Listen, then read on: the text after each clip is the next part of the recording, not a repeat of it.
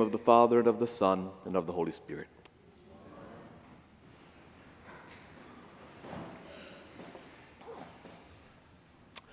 One of my favorite Hebrew Bible internet memes,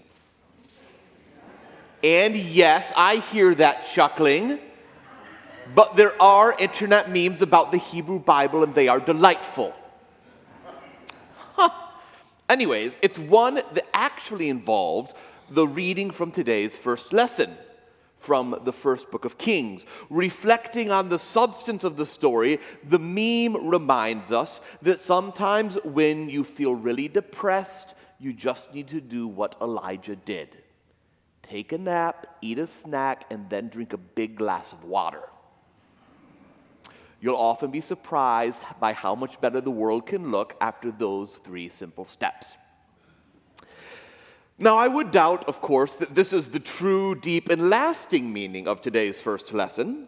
If it was, after all, I suppose the sermon would be done and we could all move on with our Sunday morning.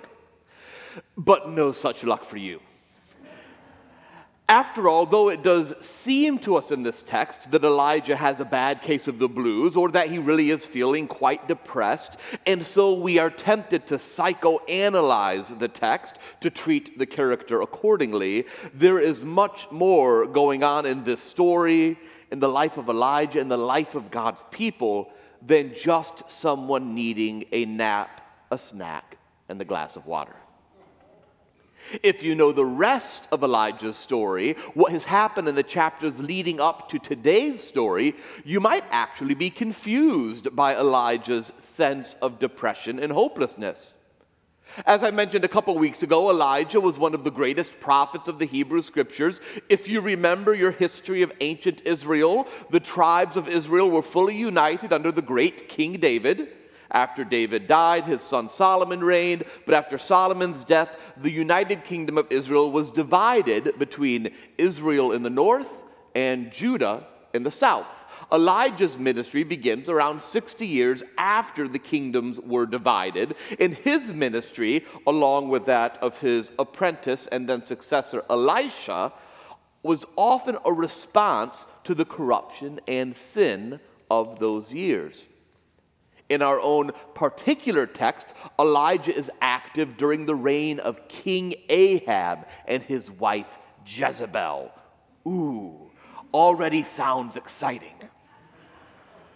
Jezebel was a Phoenician princess, and when she married Ahab, she brought back the worship of Baal, institutionalized it in the country, and started persecuting the prophets of Yahweh, Yahweh being the proper name for the Israelite God. In response, Elijah challenged the prophets of Baal to a contest on Mount Carmel. Both Elijah and the prophets of Baal would each build an altar on the mountain, and whichever god could send fire from heaven to burn the offering would be considered the true God. This should have been a piece of cake for Baal, because Baal was not only a fertility god, but the god of storms and thunder, and that means lightning. But despite the dancing and pleas of the prophets of Baal, the cutting of their own bodies, even Elijah mocking them, suggesting that, perhaps Baal has gone to the bathroom and you need to shout louder. Elijah knew how to throw shade. Despite all of this, nothing happened.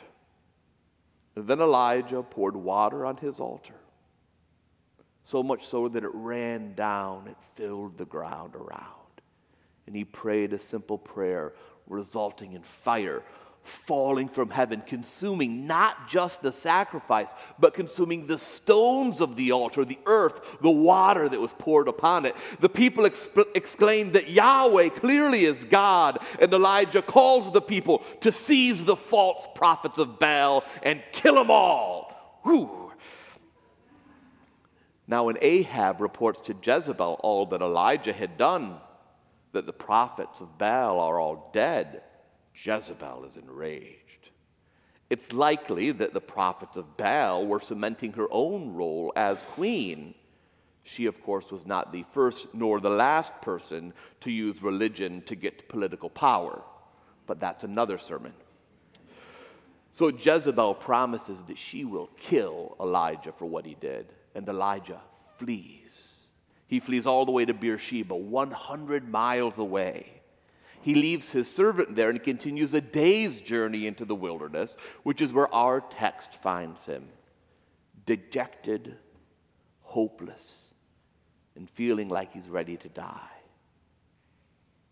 And so we might ask, why is Elijah so hopeless? He has just demonstrated that Yahweh is the true God. I mean, he literally called fire from heaven. The people rallied to his cause. They killed the false prophets of Baal that were corrupting the nation. Why is he so hopeless? Scholars really debate this question. There's a few possible answers. Some think that the threat Jezebel has made has also resulted in him forgetting the success he just had. Of course, he wouldn't be the first person, right, to have something difficult happen with the result that you forget all the good that already happened earlier. Surely we've all been there. Others suggest that perhaps he just believes that at this point his work for God is complete. He's done what he needed to do. He did the contest. He demonstrated Yahweh is the true God, and now he wants the peace of death to be done with his prophetic calling. Yet another possibility is that Elijah is overwhelmed by the magnitude of the evil that surrounds him. Even though he has won the hearts of the people over to the true God, it seemingly has no effect on those who actually hold power in society. So even though he won, his life is still forfeit. Jezebel's promise to kill him results in isolating him from his people, the very people he came to turn back to Yahweh. He's left all alone with a sense of danger on every side. We cannot know for sure, of course, what's going on in Elijah's mind. But what is clear from the story is that all of the patterns, the traces of this story, are echoing the earlier experience of Moses, the great liberator of God's people from slavery in Egypt. Because Moses also prayed to die, prayed to God to die, to be released from the burdens God has placed upon him. Also not the first nor the last person serving as a minister of God who's prayed that prayer, I think. The place where Elijah travels to over those 40 days and 40 nights is actually the same mountain where Moses stayed 40 days and 40 nights before God gave him the law that would guide God's people. And if you know the rest of Elijah's story, you know that after Elijah reaches the mountain, the word of the Lord speaks to him, invites him to go into a mountain, to stand into a cave where he will see God and hear God's voice. Scholars think very likely the same cave where Moses stood when he saw the backside of God's glory pass by, while Yahweh declared to Moses his character, that what makes him God is that he is gracious and merciful. So no matter what happened, Elijah hits the end of the story and is cemented once more with the presence of God in his life. Because what I think Elijah had forgotten, perhaps, is that his worth, his life, his vocation are not comprised of the great feats he does in God's name, though he certainly does some wonderful and amazing things in the name of God. And Elijah's worth is not found in his ability to overcome the evil that seems to lodge itself so persistently in the powers of society, no matter how hard he tries. Elijah's worth is found in God's love for him, God's insistence that he has more yet for Elijah to do. That this sense of hopelessness he feels is not the end of Elijah's story. It is but one chapter in God's unfolding love and care for Elijah. A love and care that will persist as God continues to rescue God's people from darkness, sometimes through the ministry of Elijah, but even long after the ministry of Elijah is complete. And I wonder if you know that, beloved child of God. I mean, don't get me wrong. The people of St. John's Episcopal Church, y'all do some pretty amazing things. You mark out a safe space for the queer community, no matter the hateful rhetoric or the vandalism against the flag that hangs in front of our church. You stand fast alongside all of God's beloved children. You journey out into migrant camps, bringing food and household supplies, even bringing to the migrant children a copious amount of toys that serves no practical purpose other than the delight of a child, because you believe that is enough. Twice a week you show up and feed hungry people in loving spoonfuls. We have an average Sunday attendance of around 110 people, and fully 100 of you volunteer to serve in some kind of worship ministry, either in front or behind the scenes, so that our worship can be a solemn, timeless, and inspiring act in which we all share. You do some amazing things. You may not call fire from heaven yet, but you do spread the fire of God's love all over the city we live in. But do you know that your worth is not found in those mighty acts of ministry we all share? You are beloved no matter all of that. One of my favorite quotes from the great Brennan Manning, beloved of Rich Mullins, was, "I always knew there was nothing I could do that would make God love me less. But I struggled with the reality that there's nothing I can do to make God love me more." God already loves you the most God can.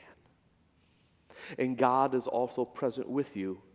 No matter whether you find yourselves on the mountains of God's justice triumphing over evil, or if you find yourself in the wilderness of exhaustion, anxiety, and fear, feeling rather left alone even though you didn't think you were alone.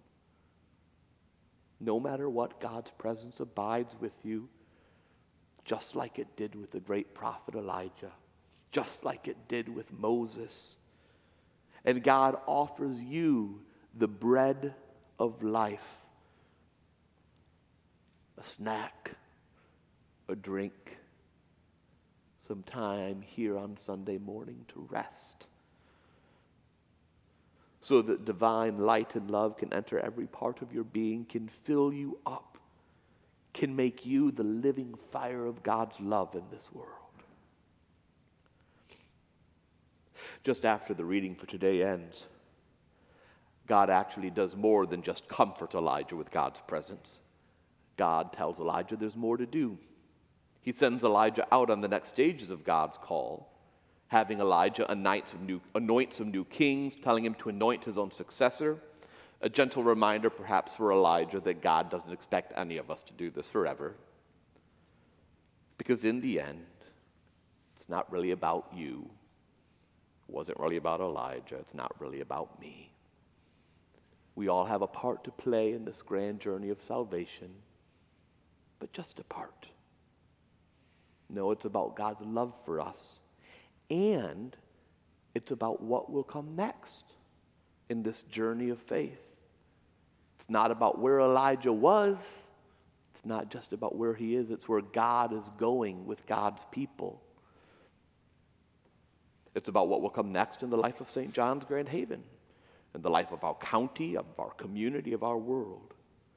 And just like God invites Elijah to get to work, finding those people who will come alongside Elijah, who will work with him in this work, and who will eventually take over this work, you and I should always be on the lookout for the same.